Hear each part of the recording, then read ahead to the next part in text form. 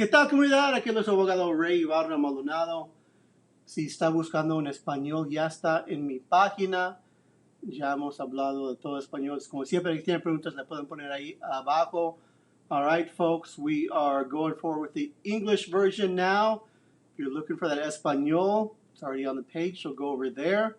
We're going to talk about tonight. I spent a good part of my day reading through as much as I could, like 800 or so pages of the coronavirus, the COVID-19 bill that has passed the United States Senate that President Trump allegedly said, as if we have any faith in his word at all, that he will sign, that now awaits debate or passage, perhaps, only in the House of Representatives as early as tomorrow. So I've gotten a lot of questions about the money in the bill, who qualifies, who doesn't qualify. So I spent some time reading over that section today to be able to give that to you. My best opinion, obviously I'm not a tax attorney. I don't know much about the IRS regulations, but did my best to read through that and make sense of it today to answer your question. And what I like to do always is go straight to the text to show you exactly what the government is saying and where I'm getting that from. And if you think you're interested in this, if you're someone, if you get the question, or an activist or someone in the community that wants to know, because they're going to get this question as well, do me a huge favor and give me a share, the like, and the comment. We've got the comments coming already. Thanks for the update of court. It's my pleasure to be able to share the information that we're able to come up with. So let's go ahead and get into that so you guys can see exactly where this information from the government is. I'll bring the screen up here. And here we have the text of the bill. Starting a little bit higher. Say rebates and other individual provisions. What they're calling is a rebate, right? What you hear a lot about in social media is a check. When's my check coming? Check. It's a rebate that they're calling. Who qualifies for this rebate? You probably know by now the amounts of money, right? $1,200 per person, $2,400 if you're filing jointly, $500 per child, and goes up to these amounts here. Get less if you make more, etc., etc. That gets covered all the time, right? Let's go into the meat and potatoes of what our community cares about here. Is who are the people that actually qualify. So eligible individual, for purpose of this section, the term eligible individual means any individual other than, number one, of course they got to start with that, right? Any non-resident alien individual. Now, when I first read this, my little heart broke. It went right there, and I wanted to stop reading, because to me, in the immigration world, in the crimmigration world, non-resident alien individual has a pretty broad definition, right? If you're, in my mind, if you're DACA, if you're TPS, if you're asylum, you're a non-resident, with that word that they use there, the A word. Because to me, the word resident implies permanent resident, right? So in order to study up a little bit, I had to go over here to this publication from the old IRS. How you doing, IRS? I'm sure you guys are watching too. And U.S. Tax Guide for Aliens. It describes what is a non-resident alien or who is a resident alien. So I came down here, and you have the standard resident alien, which I assumed was the green card test. If you pass a green card test, you are a resident alien. But check this out. There's another way you can be considered a resident alien from IRS. It's called the substantial presence test. So if you live for 31 days in 2019, 183 days in the 3-year period, 2017-2019, basically you, right? You've been living here in the States, even if you're undocumented or have a DACA work permit, you are still considered, for the IRS purposes, a resident, not the non-resident. So we go back over here, any non-resident alien individual, pretty much everybody in the community will apply under that substantial presence test and be able to qualify, right? So we're good on that. Let me get back over here again. So far, so good, right? We like to hear that. However, that is not the end of our analysis. When you go read further, because first then I got happy. Oh, great, everybody applied. That's going to be awesome.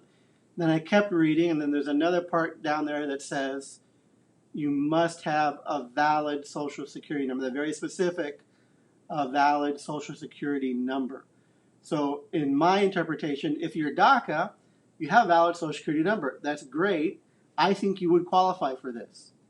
If you're using an I-10 to do your taxes, I unfortunately don't think.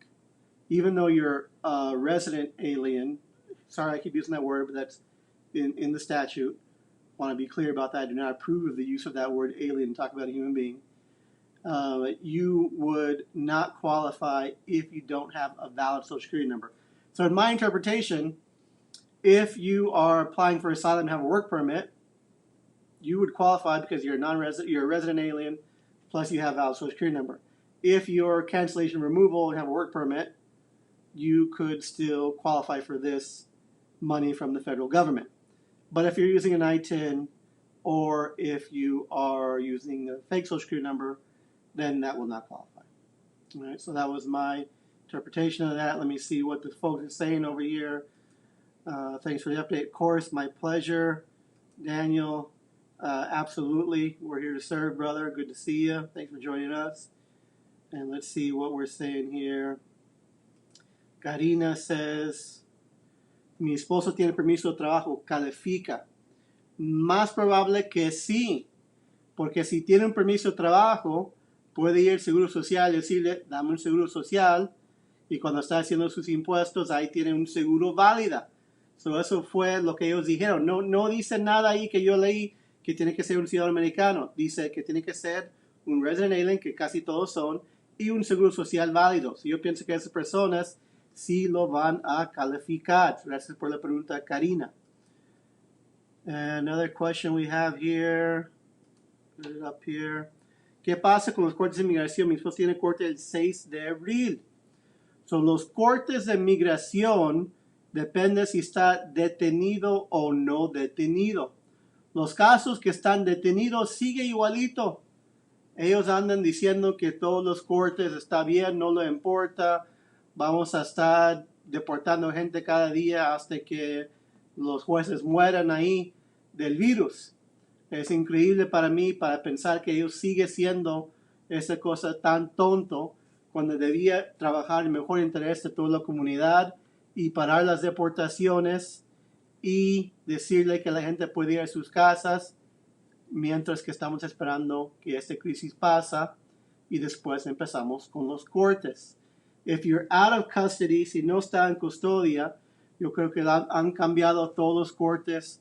El USCIS dijo el 6 de abril.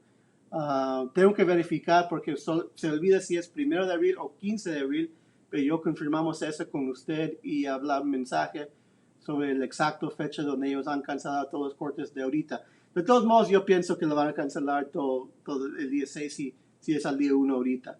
USCIS acaba de anunciar una extensión de una semana ayer, yo creo que el corte va a ser el mismo si está afuera, pero si está detenido, sigue el proceso como igual.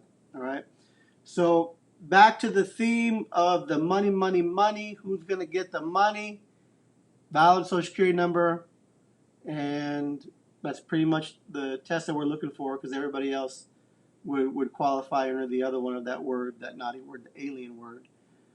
So as long as you have that, you're good. Another thing that I wanted to cover, very important, ladies and gentlemen, the public charge kind of goes along with that. Because some people have asked me, hey, if I do qualify for this check, should I take it or should I not? Because is it going to hurt me with that whole thing called public charge? Cargo público. Remember the public charge? That nasty reinterpretation of words by the president to exclude people who are legally seeking to migrate or adjust their status? Yes, we do. So we go over here to our little definition of cargo público. Let me get this over here on the screen for you again. This Español. Let's switch back to Inglés. Make sure that made it over. Yes, it did.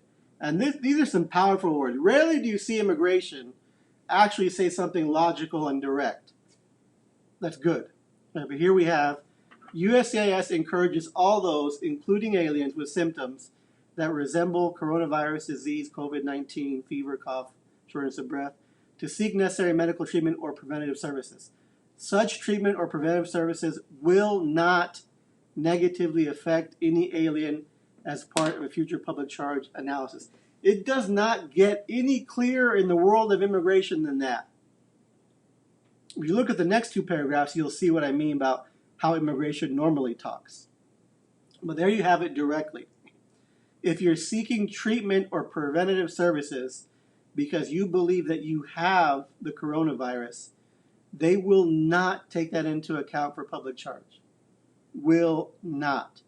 So please, don't for one moment allow yourself or a friend or a family to say, I'm not going to go to the hospital, I'm not going to go to a clinic, I'm not going to go get tested because I'm afraid I won't be able to get papers.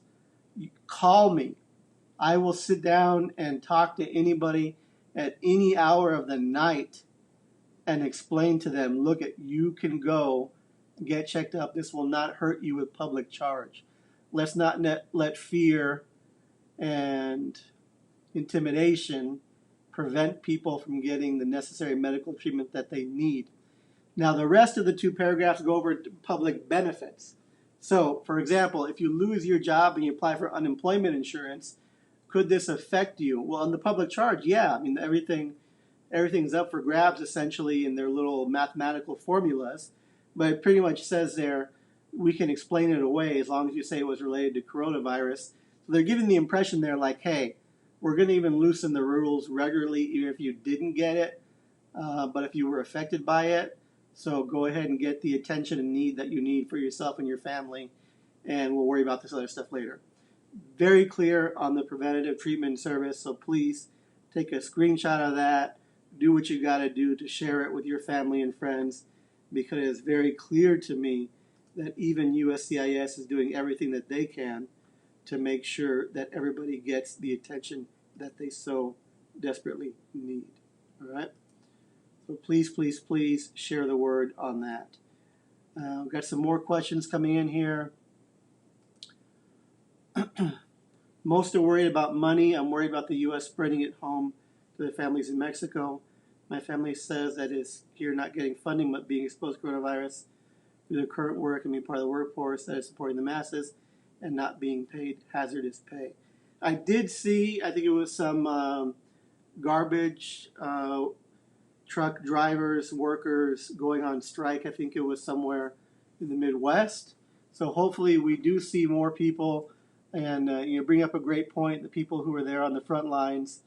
Obviously our doctors, our nurses, the people that clean the hospitals are directly there every single day you wake up and you put yourself in harm's way. You say, I'm going to go in to the belly of the beast where people run to if they think they have this, and I'm going to expose myself to that to help. Wow. Tremendous amount of respect and admiration for those people.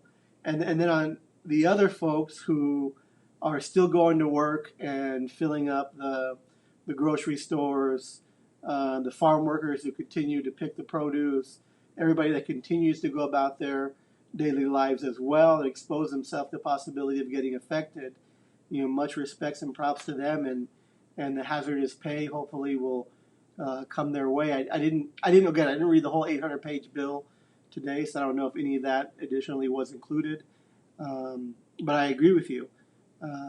Money is a huge concern for those people who are in a situation where you're the head of household and you got to pay rent and you want to feed your kids. I totally, absolutely understand that. But at the same time, yes, the possibility of this spreading to Mexico, to Central America, and the lack of ventilators that they have there, this could become catastrophic for the entire North America, not just the United States.